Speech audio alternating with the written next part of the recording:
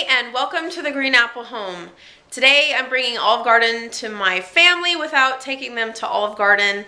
I'm doing a Olive Garden chicken and gnocchi copycat soup recipe today.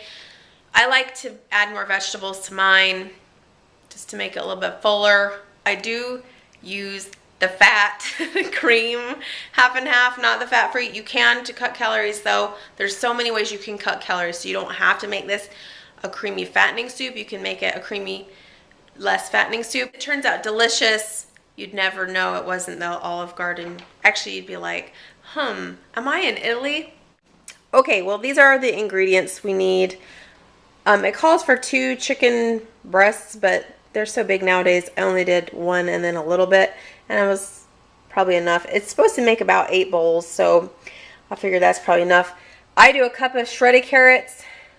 We need 3 tablespoons flour eventually, a quart of half and half, some olive oil to saute our chicken in, 4 tablespoons butter, some thyme. Why you punish me?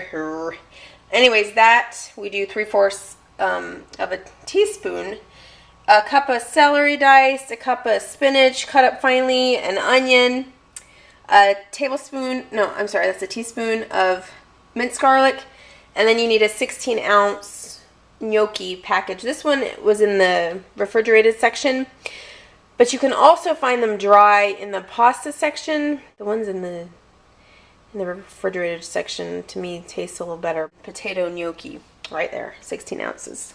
And we're ready to begin. Oh, I forgot. We also need a cup of chicken stock. I went ahead and made some this morning from a bunch of chickens, chicken legs. So there's that. I put on a pot of water to boil, and I cut up the gnocchi in half. Once this comes to a boil, I'm going to go ahead and boil these for, I don't know, about 3 or so minutes until they're a little bit softer, and until they float. They should float.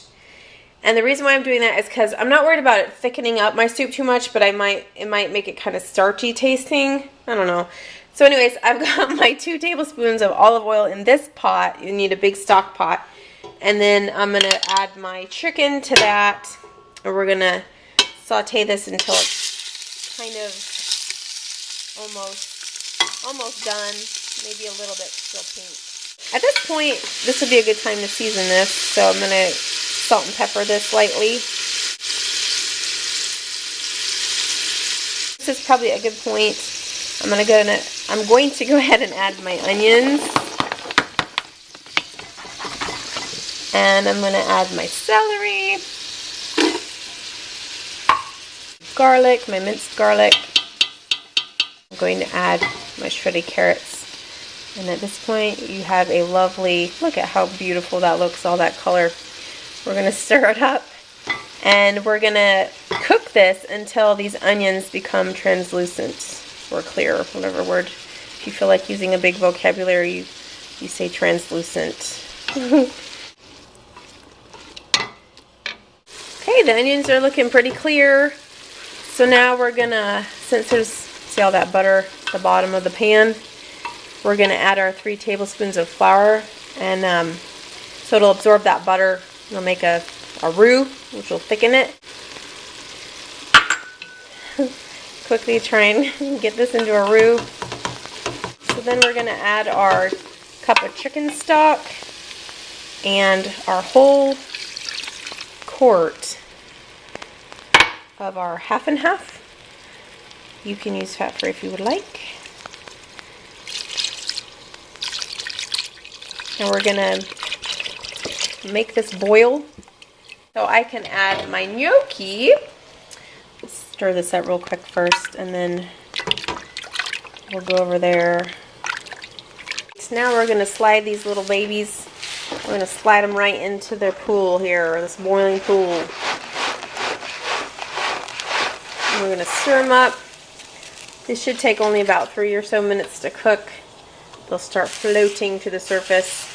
You could add these directly to your chicken gnocchi soup over here that's waiting to boil, which I probably need to turn up a little bit.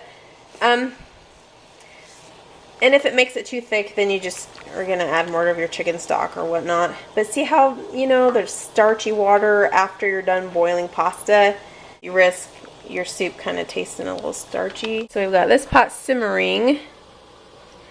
And this pot is almost done. So they're all starting to rise. And then we shall combine the twain and add our spinach and thyme. Our soup is looking good. I've drained the gnocchi. Now we're going to add that in. Stir it up. And we're going to add our thyme as well. And our cup of spinach. And now we're going to stir this up and see if it needs any more seasoning. If it looks too thin, you might want to add some cornstarch and water mixed up. If it's too thick, you might want to add a little bit more chicken broth. But yeah, definitely taste it. If it needs salt or pepper, add that to taste. Ooh, it looks good. Yeah, what does it look like? Oh, I see some gnocchi right there. Yeah, this is ready to be eaten. You ready to go sit up to the table? Yep. Okay. So there's the finished bowl. It looks delicious. Now I get to try it.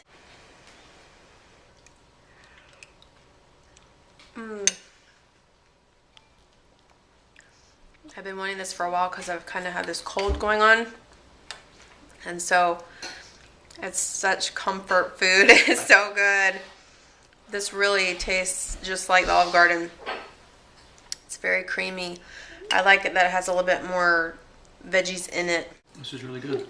I think it's better than Olive Garden. You think? Yeah. Why do you think that? Because it's homemade. It's just fresh. I think it's better than Olive Garden because it's healthy. More Yeah. healthier. You think? Why is that? I find it. Well, it is cheaper. That's true, right there. It takes more effort.